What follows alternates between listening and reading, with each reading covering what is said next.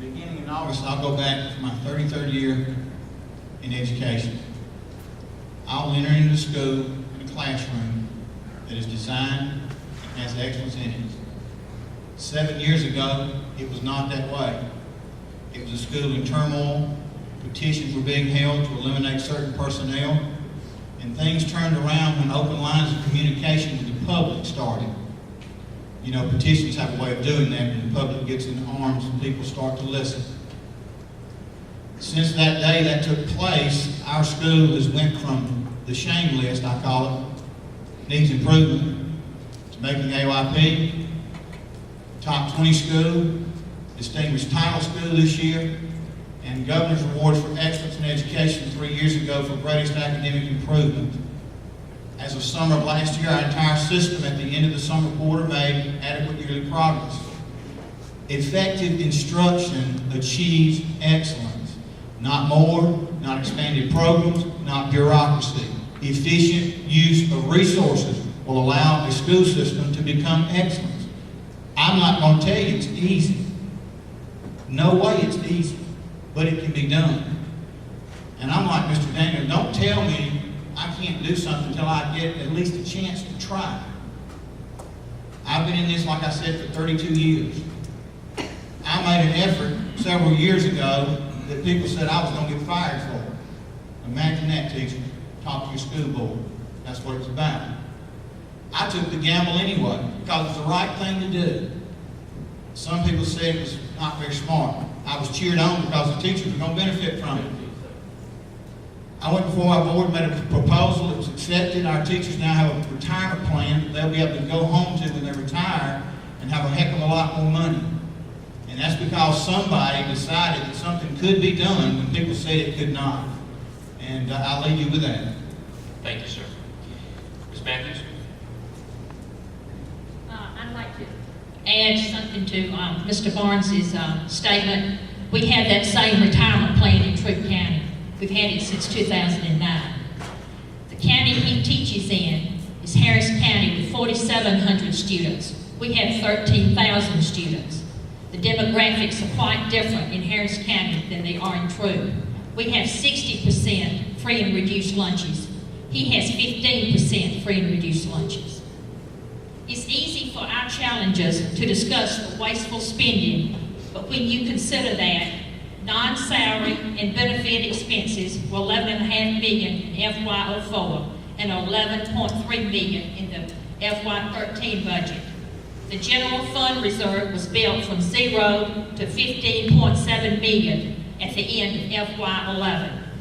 Add to this the fact that the state of Georgia reduced funded appropriation by $53.6 million during the same time period.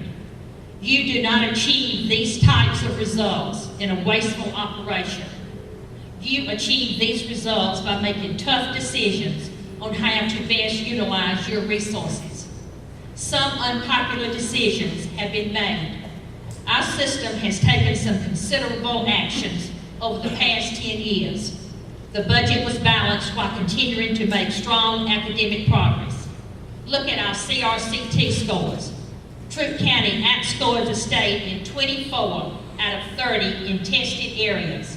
5 of the 6 grade levels that the test is given in outscored the state in reading, language arts, math, and social studies. I could go on and on with more accomplishments. High scores like these are proof that our teachers, administrators are doing their job and need to be commended for their hard work. Thank you.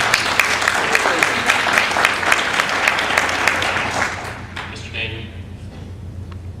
Well, Bill O'Reilly would have had a stroke tonight. You know, he's a no spin zone. But we have a good job. We do a good job in our county with spending, putting out the numbers, and telling people how bad we are, how bad off we are, how much money we don't have. We spend all we got. The more we get, you know, we were spending all before loss, and we're still spending it all, and we'll spend more of it. We have a spending problem. But I have a sign, and my sign, my campaign sign says, the voice of the people. I want to be the voice of the people, you know. The president board does not listen to you. The community was against closing County Street. They did it. The community was against closing West Side. Wonderful magnet school. They did it. Anytime they have a hearing, you know, I think Hoaxville had none, West Point had one, and there was 3 plants that came up and spoke last night for not rolling back the taxes. But they don't. The decision's already made that these are just an affront. I can guarantee you that. I've been spoiled all my life by excellence, and everything that I do is because I work hard. These people running for the board are the same way. We have been meeting, we have been planning, we've been learning, and we can do it. I cannot stand mediocrity. It makes me sick. Troup County deserves better. Troup County, our people, our teachers, we all deserve better than what we get. This is the most important election in the history of the Troup County school system.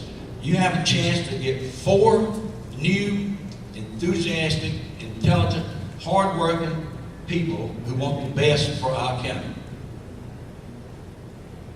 You got to make a decision in District 3. Workhorse, show horse. You make the call. Thank you, Mr. Daniel. Ms. Rowe? I guess I'm that show horse.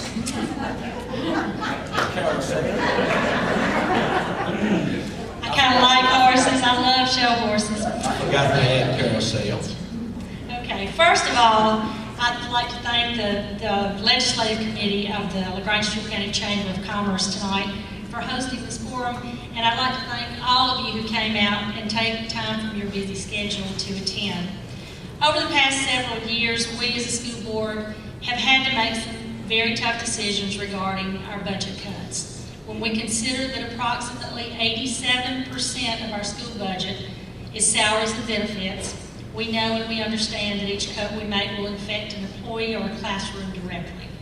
Even so, after the cuts that have been made, our scores continue to increase as evidenced by the CRCT scores this year. I hope you all saw the newspaper today. Troup County students outscored or equaled the state in 24 of the 30 tested areas. This is the 3rd straight year that we have shown gains in the majority of testing categories. We currently have 2 schools of excellence. We've had numerous others over the past few years. We have 1,000 students taking AP exams. We have a school named to Newsweek's Best High Schools list, and the top 10% of our graduates outscore the national average on the SAT. To suggest that our system is mediocre is an insult to our hardworking teachers, our students, our parents, and our entire community.